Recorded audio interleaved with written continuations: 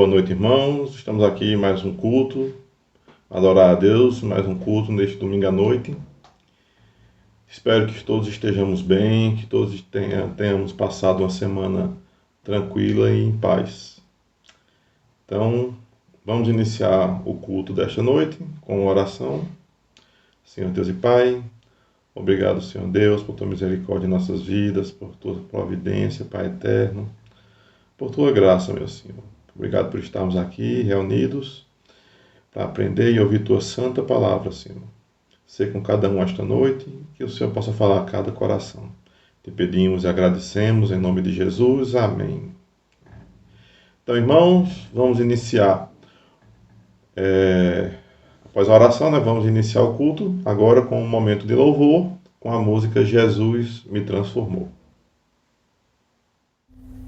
Graças a paz, irmãos.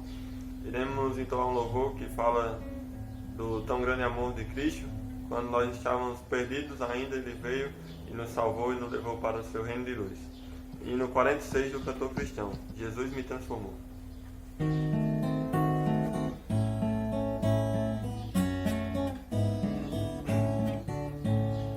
Eu perdido pecador, longe do meu Jesus, já me achava sem vigor, a perecer sem luz. Meu estado Cristo viu, dando-me sua mão, e salvar-me conseguiu da perdição. Cristo me amou e me livrou. O seu imenso amor me transformou. Foi seu poder, o seu querer. Sim, Cristo Salvador me transformou. Minha vida, todo ser, quero lhe consagrar.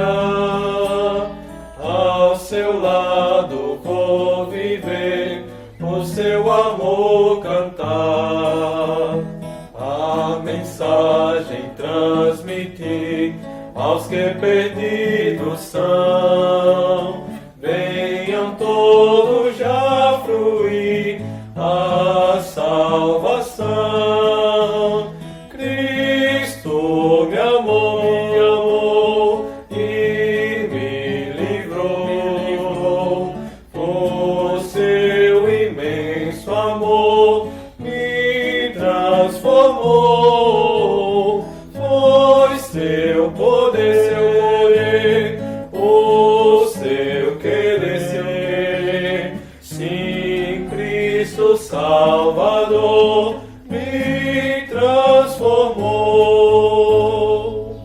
Amém. Amém por esse louvor, que cada um possa ter meditado na sua letra. Agora nós vamos para a leitura da palavra. Cada um pegue sua Bíblia, Vamos para o livro de 1 Coríntios, que é o livro que o pastor Voltaires está trabalhando atualmente. Então vamos para o 1 Coríntios, capítulo 2.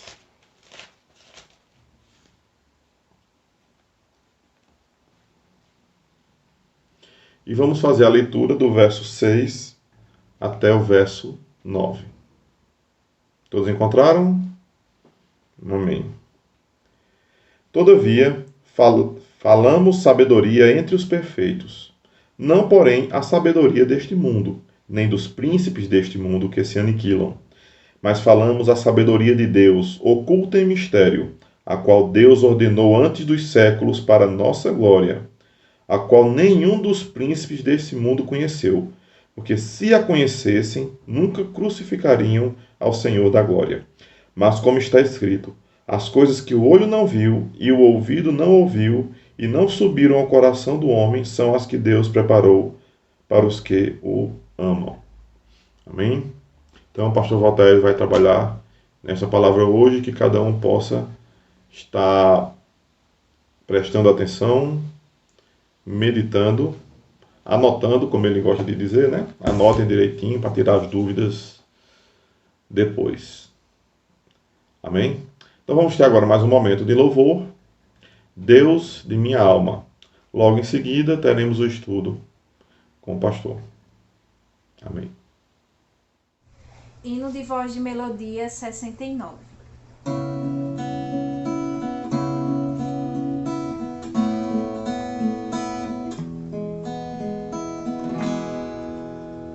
Deus de minha alma, sê minha visão, nada te afaste do meu coração. Na escuridão, no dia brilhar, tua presença me venha guiar. Sê meu escudo e espada lutar, sê meu deleite, sê glória sem par, sê proteção, amparo e poder, que nas alturas eleve o meu ser.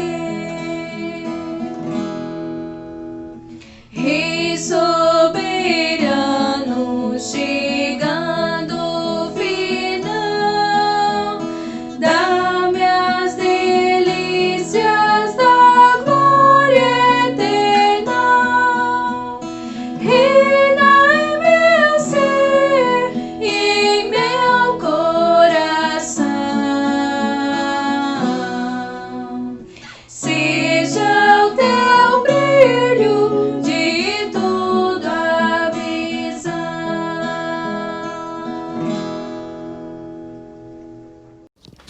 Boa noite, meus irmãos.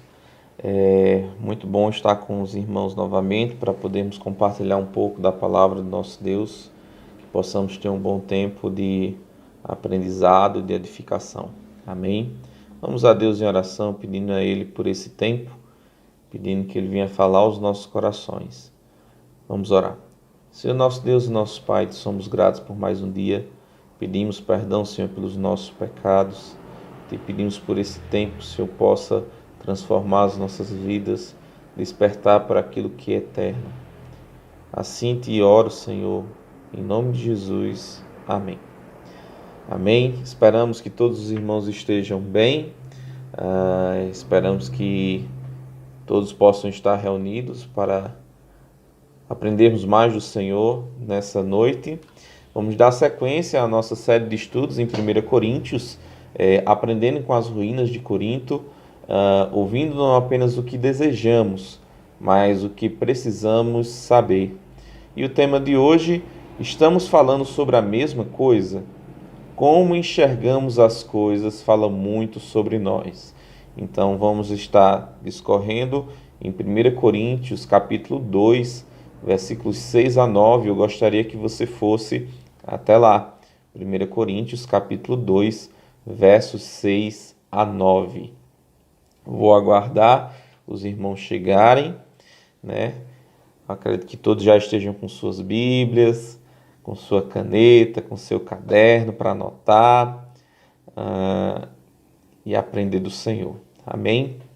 Diz assim a palavra do nosso Deus: todavia falamos sobre sabedoria entre os perfeitos, não porém a sabedoria deste mundo, nem dos príncipes deste mundo, que se aniquilam.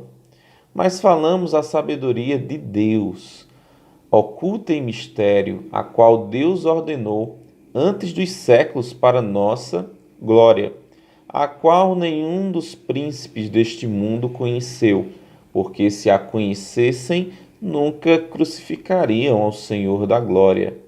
Mas, como está escrito, as coisas que o olho não viu, e o ouvido não ouviu, e não subiram ao coração do homem são as coisas que Deus preparou para aqueles que o amam.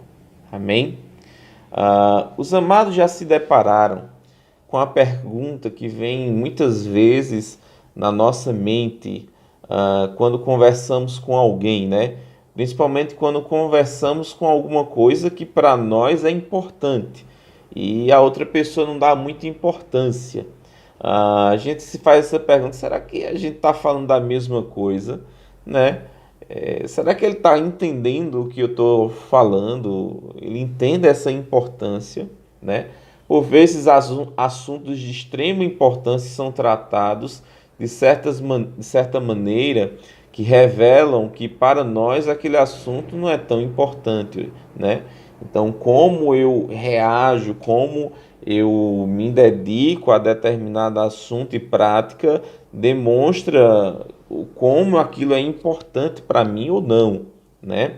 Aí a gente tem vários ensinamentos, né, sobre esposo, sobre esposa, sobre filhos, criação de filhos. A criação de filhos é importante, por exemplo. Isso vai mostrar através de quanto tempo você se dedica a ensinar seus filhos no caminho que deve andar. Então a gente pode ter muitas aplicações, né? Isso é um princípio que a gente pode aplicar à nossa vida. Aquilo que compreendemos ser belo, ser correto, ser primordial, ser essencial em nossa vida, né? Tem implicações de como lidamos com ela, quanto tempo investimos nela e como nos deleitamos nesses assuntos, nessas práticas, né? Por exemplo, alguém que não liga muito para a aparência, então essa pessoa relativamente vai investir pouco tempo e dinheiro nisso. Mas você acredita que seja algo primordial na sua vida, logo essa pessoa vai manifestar isso através da sua dedicação, do dinheiro investido nisso. Então, aquilo que nós consideramos como importantes, como primordial, vai ser manifesto através de como reagimos a ela, como nos dedicamos a ela, tá certo? Uma outra coisa também funciona, um outro exemplo que a gente pode utilizar em relação à compra de imóveis. Até Cristo utiliza esse exemplo e eu gostaria de pegar esse exemplo que Cristo utiliza, ele ensinando sobre o reino dos céus, né?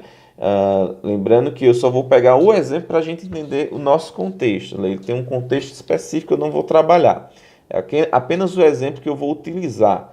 E eu queria que vocês fossem até Mateus capítulo 13, versículos 44 a 48. Mateus capítulo 13, versículos 44 a 48. Esse exemplo a gente vai perceber como devemos apreciar aquilo que é valioso, como devemos investir naquilo que é valioso. E diz assim nosso Senhor em Mateus: também o reino dos céus é semelhante a um tesouro escondido num campo, que um homem achou e escondeu. E pelo gozo dele, a alegria dele, vai, vende tudo quanto tem e compra aquele campo. Ou seja, ele considera aquilo tão precioso que todas as suas coisas perderam valor ao ponto dele se desfazer para adquirir aquilo que ele achava valioso, né? Você acha o conhecimento da Bíblia valioso? Quais são as coisas que você tem abrido mão para que pudesse ter mais um tempo de conhecimento do Senhor? O que de fato é valioso para você? Ele dá um outro exemplo agora sobre pérolas. Outro sim, o reino dos céus é semelhante ao homem negociante que busca boas pérolas. Ele tem um critério. E encontrando uma pérola de grande valor, né, vendeu tudo quanto tinha e a comprou. Será que nós temos critérios? Será que nós sabemos colocar as coisas no seu devido lugar? As coisas mais importantes das coisas menos importantes? E ele continua, ele vai dar um outro exemplo agora de uma pescaria.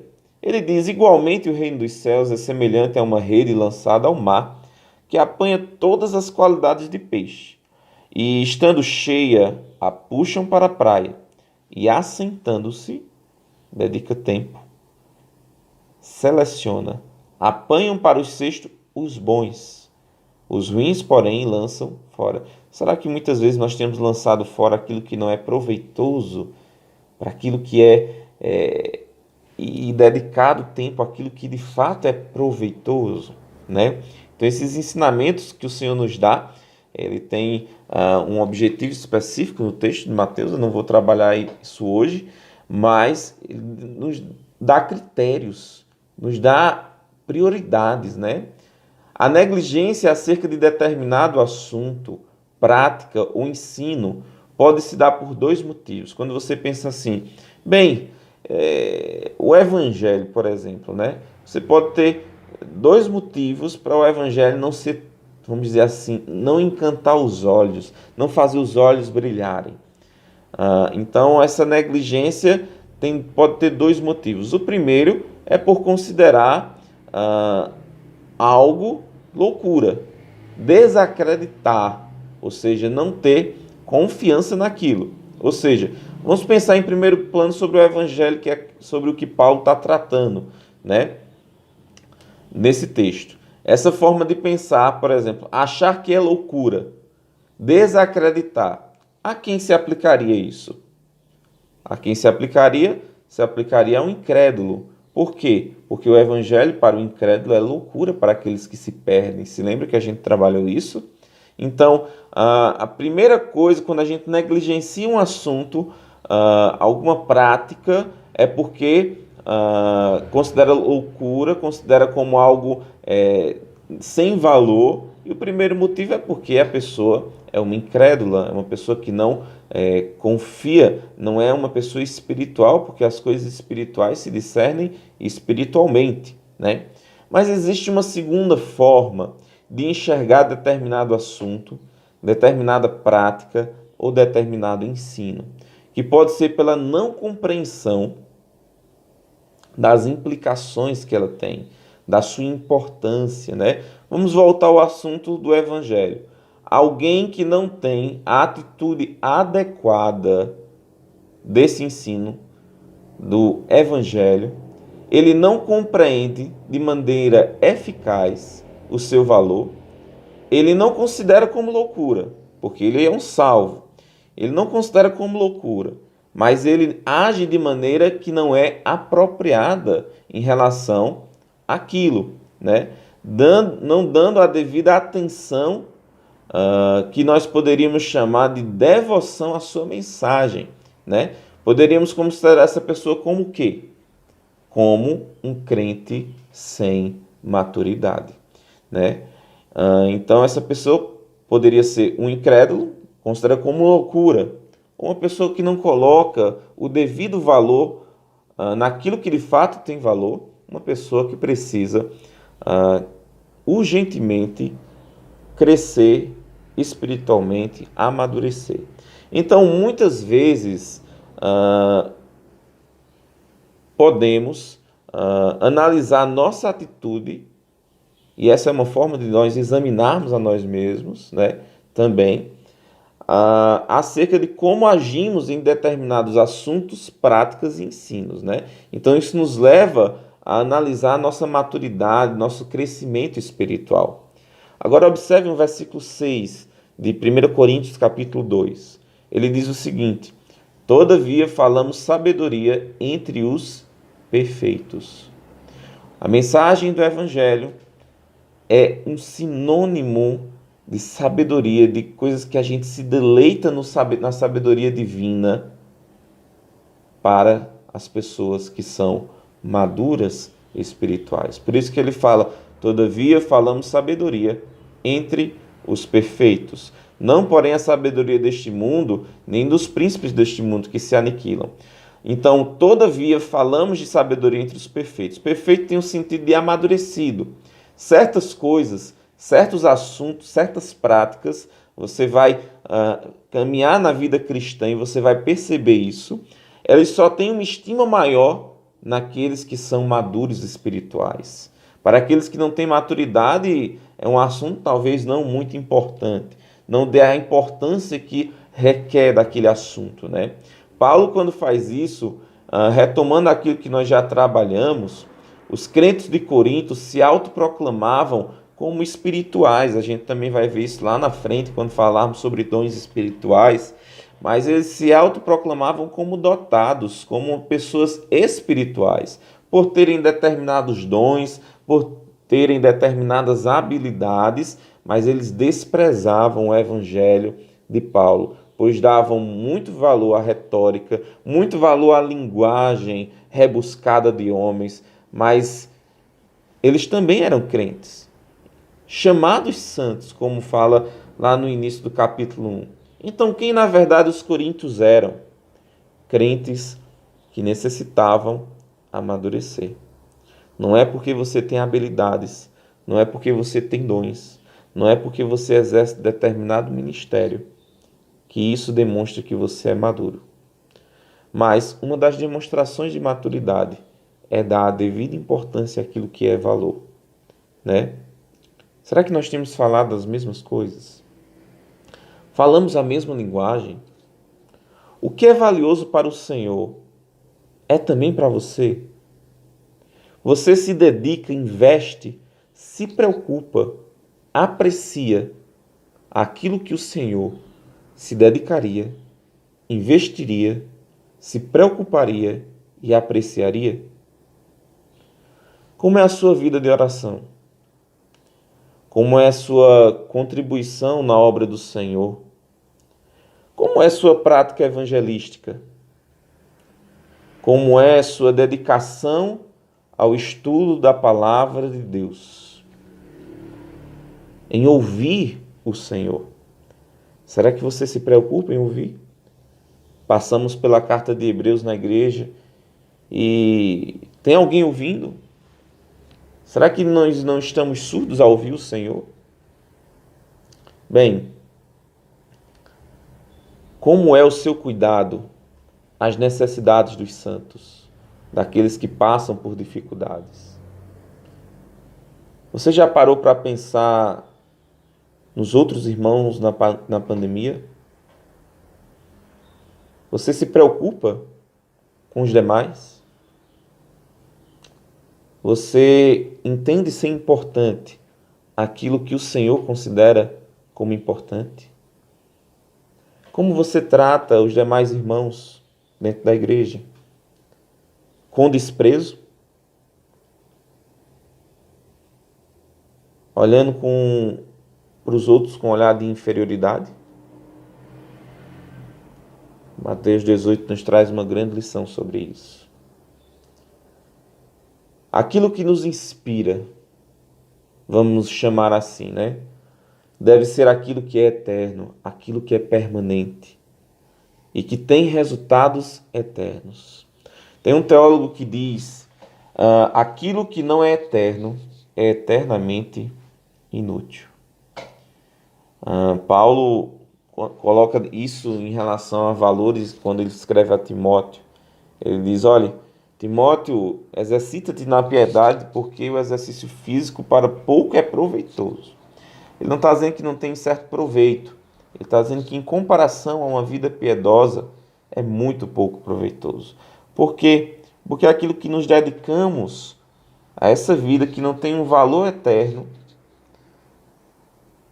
ele é passageiro. Ele diz: porque a piedade para tudo é proveitosa, porque tem a promessa da vida que agora é e da que há de vir. E a prática daquilo que é honrado, vamos dizer assim, naquela cultura grega, que era o exercício físico, né? É pouco proveitoso porque só tem a perspectiva terrena e passageira. Paulo, em muitos textos dele, ele nos fala dessa realidade da imaturidade cristã. Por exemplo, em 1 Coríntios 3:1, logo mais à frente, quando a gente for estudar, a gente vai ver isso de maneira mais detalhada. Ele diz: e eu, irmãos, não vos pude falar como a espirituais, mas como a carnais, como a meninos em Cristo. Paulo deseja que os crentes compreendam mais sobre o que cada um tem em Cristo. Será que nós entendemos o quanto nós somos felizes, felizardos por estarmos em Cristo? Paulo deseja que os crentes saibam disso. Por exemplo, quando ele escreve aos Efésios, no capítulo 1, versículos 15 a 19, o que é que ele diz? Por isso também eu, tendo ouvido a fé que há entre vós no Senhor. Ou seja, é algo que ele ora para crentes. É algo que ele ora para aqueles que já confiaram em Cristo, né? Então, tendo ouvido a fé que há entre vós no Senhor Jesus e o amor para com todos os santos, não cesso de dar graças por vós, fazendo menção de vós nas minhas orações. Aí qual era o pedido que Paulo fazia nas suas orações? Para essas pessoas que já conheciam o Senhor. Para que o Deus de nosso Senhor Jesus Cristo, o Pai da glória, vos conceda espírito de sabedoria e de revelação do pleno conhecimento dele, iluminados os olhos do vosso coração, para saberdes qual é a esperança do seu chamamento. Será que você sabe qual é a esperança do seu chamamento? Será que você sabe onde você está? O privilégio que lhe foi concedido? Para saber, Paulo queria que eles soubessem qual é a riqueza da glória da sua herança. Olha só, nos santos. E qual a suprema grandeza do seu poder para com os que cremos, segundo a eficácia da força do seu poder.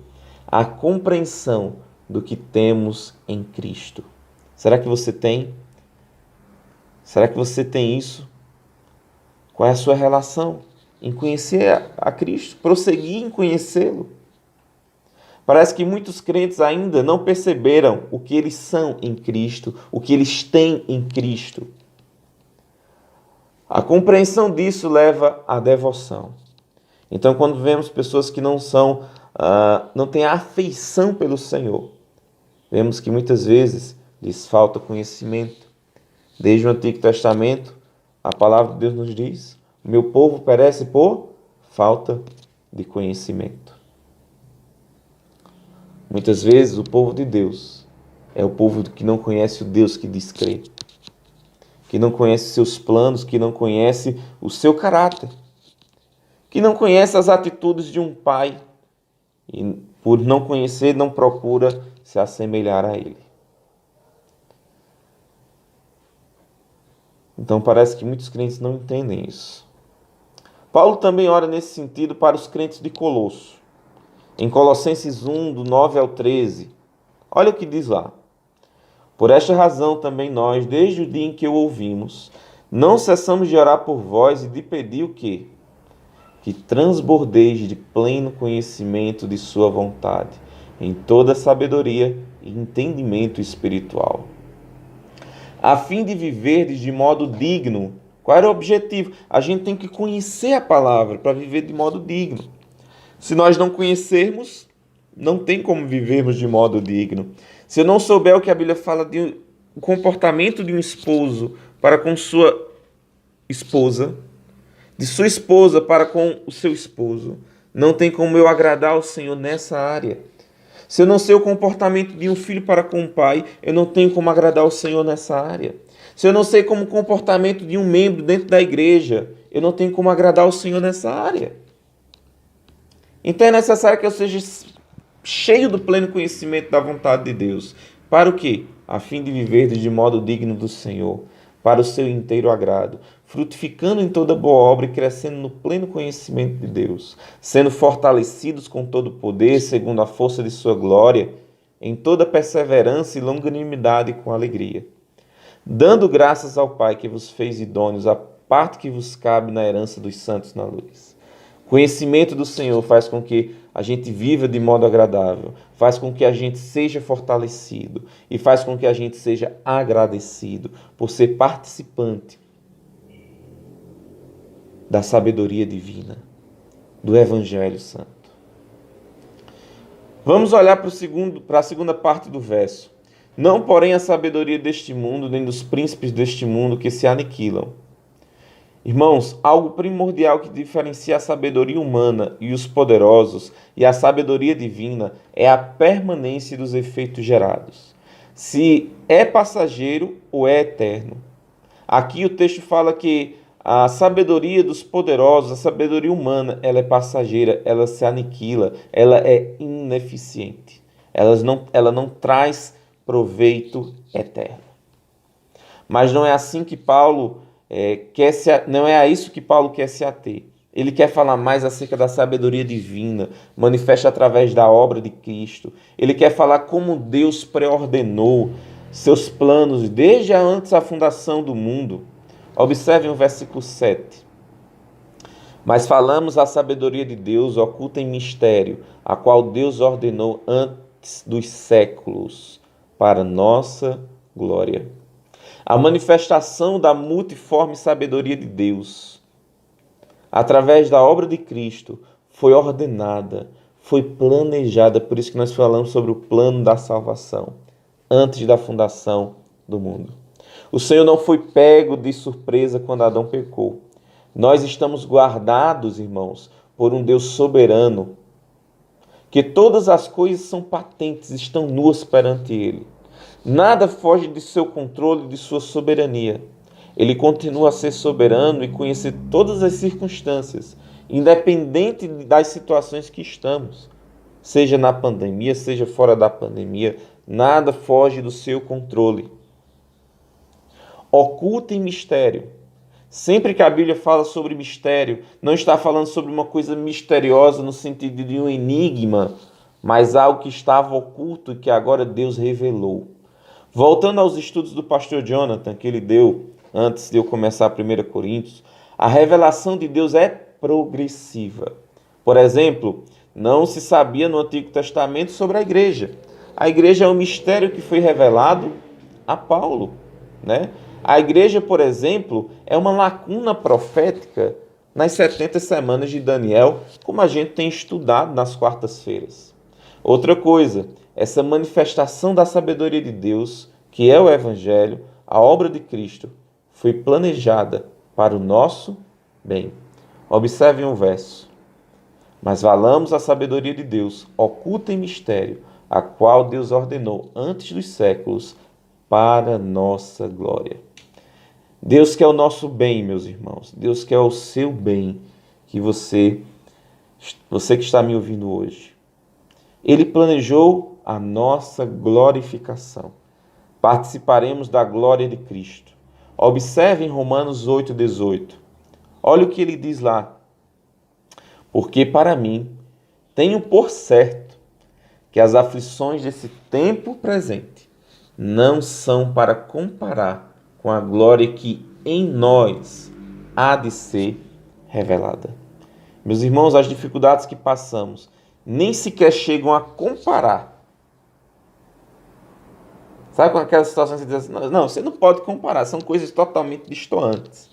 Bem, a gente não tem como comparar as coisas que passamos, as aflições, com as bênçãos eternais, com a glória que em nós há de ser revelada.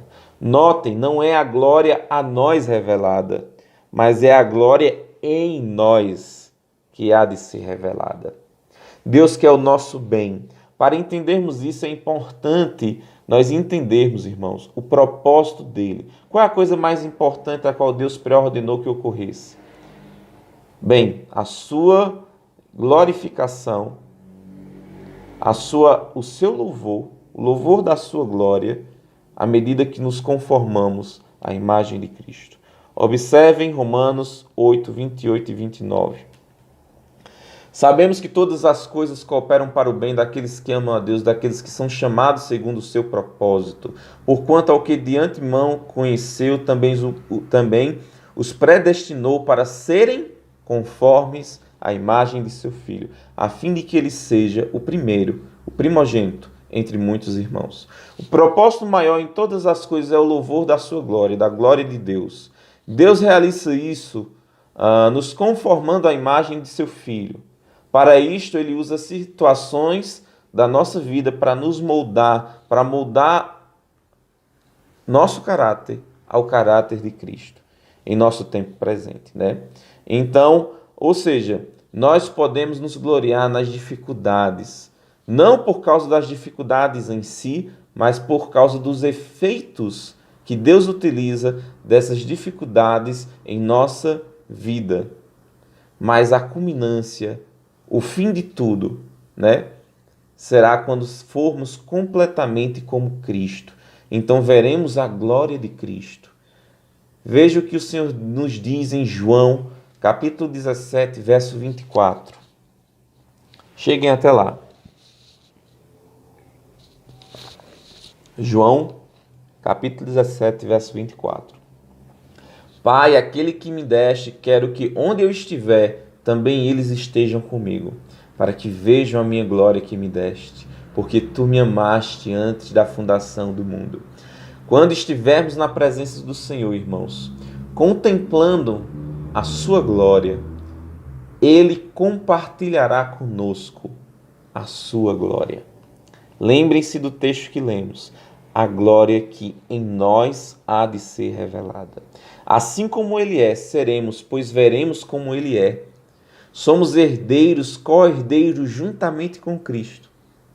À medida que você ouve essas coisas, isso lhe encanta, isso lhe enche os olhos, isso faz com que você deseje ardentemente estar com o Senhor. Bem, essa sabedoria divina, o mundo e os poderosos não conheceram. Pois se a conhecessem, não teriam tido a atitude hostil com Cristo. Vemos isso no verso 8. A qual nenhum dos príncipes deste mundo conheceu, porque se a conhecesse, nunca teriam crucificado o Senhor da glória. O Senhor da glória é aquele que irá nos glorificar, né? Esta sabedoria de Deus, que é manifesta através do Evangelho e de seus desdobramentos, não pode ser conhecida através do sistema humano, do empirismo, da observação, nem das conjecturas, nem das ideias filosóficas que possa vir através da especulação humana. Observem o versículo 9. Mas como está escrito, as coisas que o olho não viu e o ouvido não ouviu, ou seja, nunca alguém pôde observar, nunca alguém pôde verificar. E nunca subiram ao coração do homem, ou seja, nunca alguém pôde imaginar, conjecturar. São as coisas que Deus preparou para os que o amam. Estas coisas são manifestas para aqueles que amam a Deus. Quem são estes que amam a Deus? Aqueles que receberam o amor de Deus em suas vidas. O apóstolo João nos diz em 1 João 4,19, nós o amamos porque ele nos amou primeiro. Você já recebeu o amor do Senhor, meu querido? Já reconheceu que é pecador e confiou na obra de Cristo na cruz para sua redenção? Você só pode conhecer se o Espírito Santo lhe mostrar e lhe convencer dessa realidade. A pergunta é, você já foi convencido que é um pecador? Você já foi convencido do pecado, da justiça e do juízo? Estamos falando a mesma coisa? Você conhece ao Senhor? Vamos orar. Senhor nosso Deus e nosso Pai, como te somos gratos, Senhor, pela tua salvação, pelas tuas bênçãos manifestas na obra de Cristo, na cruz do Calvário. Te pedimos por esses que ainda não te conhecem, que possam desfrutar da sabedoria, que possam desfrutar daquilo que o Senhor tem reservado para aqueles que o amam, que eles possam ter afeição pela tua pessoa, pela tua obra, que eles possam te amar, que essas pessoas possam ser reconciliadas contigo através do arrependimento e da fé. Assim te oramos, em nome de Jesus. Amém. Amém.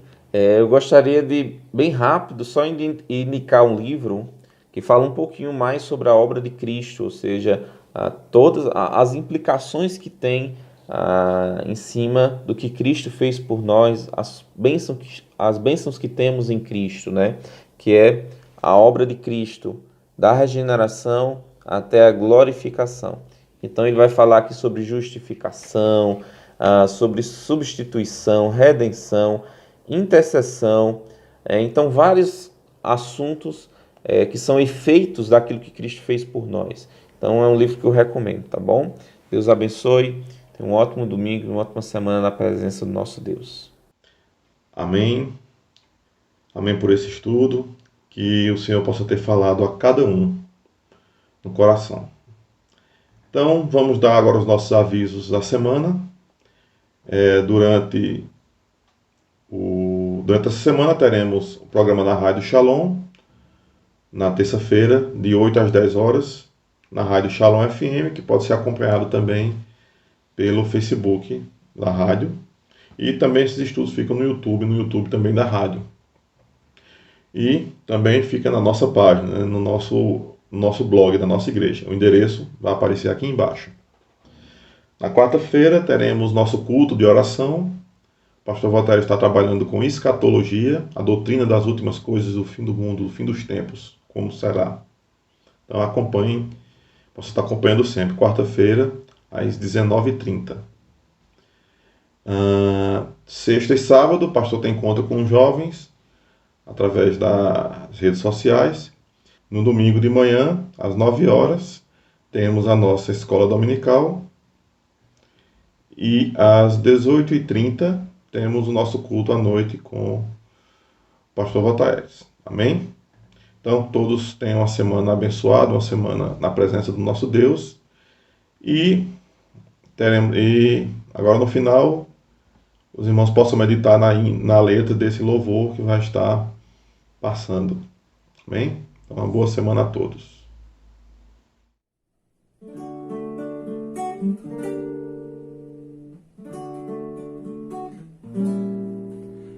Às vezes o que contemplamos parece-nos que é tão banal. Olhamos, mas não enxergamos o que é de bom afinal. Tarefas e lutas constantes, paixões e prazeres ao léu,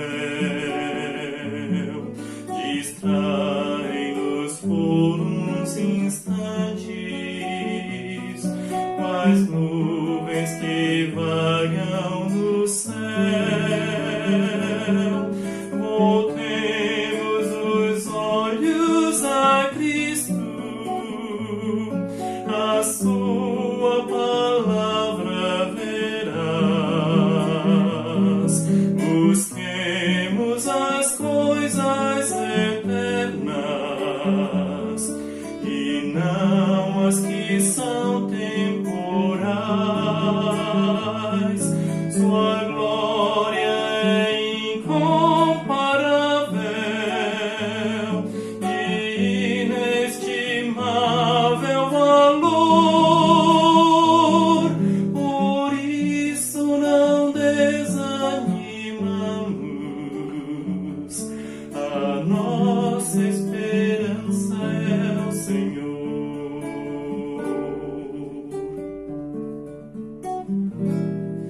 Às vezes as dores da vida, angústias e tribulações parecem-nos tão destrutivas, quais incontroláveis tufões. Porém em Jesus esperamos, por mais que soframos aqui, pois glorificados seremos com Ele na glória por vir. Voltemos os olhos a Cristo, a sua